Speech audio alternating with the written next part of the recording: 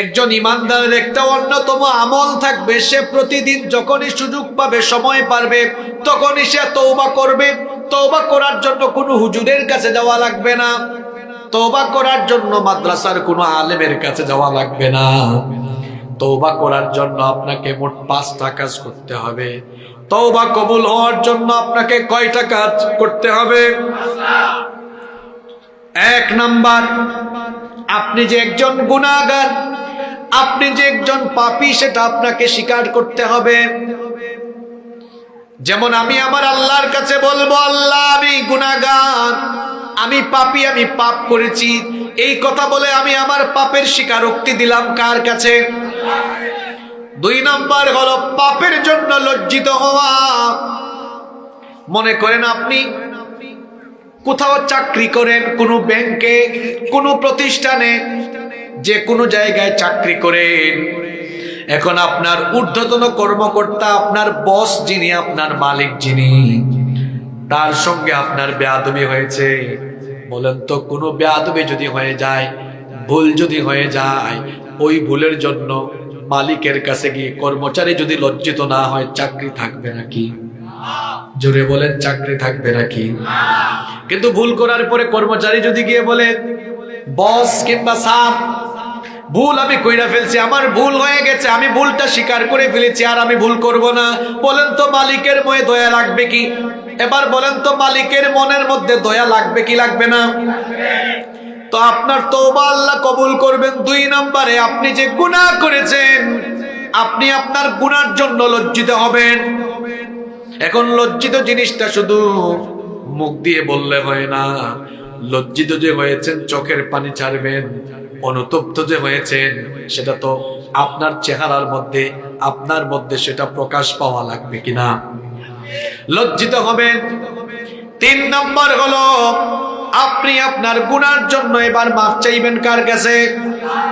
4 নম্বর, এই পাপ, এই গুনাহ আপনি আর করবেন না, আল্লাহর সাথে ওয়াদা করবেন। আপনি তওবা করলেন, আল্লাহ আমি অনেক নামাজ ছেড়েছি কিন্তু আর নামাজ ছাড়বো না। সুদ খেয়ে ফেলেছেন, তওবা করেন, বলেন আল্লাহ আমি আর সুদ খাবো না। তবে তওবা কবুল হওয়ার জন্য এই যে 4 নম্বর শর্তের কথা বলছি, আল্লাহর সাথে ওয়াদা করতে হবে, আল্লাহ আমি আর কখনো সুদ খাবো, আর কখনো ঘুষ খাবো, আর কখনো দুর্নীতি করব। অর্থাৎ যে গুনাহে আপনি লিপ্ত ছিলেন, ওই গুনাহটা আপনি আর করবেন না। ওয়াদা করতে হবে যার সাথে, তিনি কি? এই হইল মোট কয়টা? এই 4টা আগে মুখস্থ করে 5 নম্বরটা পরে বলবো। তাহলে তওবা আল্লাহ কবুল করবেন, কয়টা শর্ত? 1 নাম্বার, কার মনে আছে বলেন? হ্যাঁ, তো কে বলেছে এটা? মাশাআল্লাহ, আমার এই ভাই খুব মনোযোগী হয়ে আলোচনা শুনতেছে। 1 নাম্বার কি করা? আবাজে মুখে দিয়ে হতা বাইর নইব, বলবেন না? 1 নাম্বার কি? স্বীকার করা। কি স্বীকার করা? ভুল স্বীকার করা। আপনি যে গুনাহ করছেন এটা কি করা? স্বীকার করা। আর 2 নাম্বার কি? অনুতপ্ত, গুনার জন্য লজ্জিত হওয়া। 3 নাম্বার, গুনার জন্য মাফ চাওয়া। 4 নাম্বার, এই গুনাহটা আর করব না, আল্লাহর সাথে।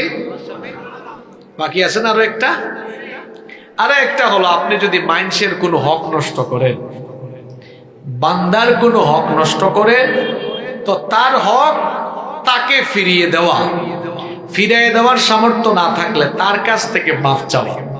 আপনি বান্দার হক নষ্ট করে আল্লাহর কাছে মাফ চাইলে আল্লাহ আপনাকে মাফ করবেন না ততক্ষণ, বান্দাকে বান্দার হক ফিরাইয়া দিবেন না যতক্ষণ, অথবা বান্দার কাছে মাফ চাইবেন না যতক্ষণ। তাইলে বুঝা গেল, হাক্কুল্লাহ নষ্ট করলে এই 4টা শর্ত, প্রথম 4টা শর্ত যেটা বলেছি, এই 4 শর্ত পূরণ করলে, অর্থাৎ 1 নাম্বার স্বীকার করেন, 2 নাম্বার লজ্জিত হয়ে চোখের পানি ছাড়েন, 3 নাম্বার মাফ চান, 4 নম্বরে বলেন আল্লাহ আমি আর গুনাহ করব না, আল্লাহ আপনাকে মাফ করে দিবেন। সুবহানাল্লাহ। কিন্তু বান্দার হক নষ্ট করেছেন, এরপরে আপনি হজে গেছেন, উমরায় গেছেন, গিয়ে আপনি কাবা শরীফের দরজার মধ্যে লটকায় লটকায় তওবা করতেছেন। আল্লাহ বলবেন এখানে লটকায় লাভ নাই, যেখানে লটকানো দরকার ওখানে যাও। অর্থাৎ যার হক নষ্ট করেছো তার হক ফিরাইয়া দাও, অথবা তার কাছে মাফ চেয়ে নাও। বান্দার হক নষ্ট করে এরকম মানুষ আছে না নাই? যে বলেছি হাক্কুল্লাহ আর হাক্কুল ইবাদ, আল্লাহর হক। আপনাদের কি কষ্ট হচ্ছে? আজকের ওয়াজ এগুলাই মূল ওয়াজ। কেন জানেন? দুনিয়ার সব গুনাহ এই দুই প্রকারই চলে গেছে। কিছু মানুষ গুনাহ করতেছে আল্লাহর হক নষ্ট করে, আর কিছু মানুষ গুনাহ করতেছে বান্দার হক। এখন আসেন যে বান্দার হক নষ্ট হবে কিভাবে? বান্দার হক নষ্ট হয় এভাবে, কথাবার্তায়, চলাফেরায়, কথাবার্তায়, চলনে বলনে, অর্থনৈতিক লেনদেনে, যেটাকে আমরা আরবিতে বলি মুআশারাত, মুআমালাত।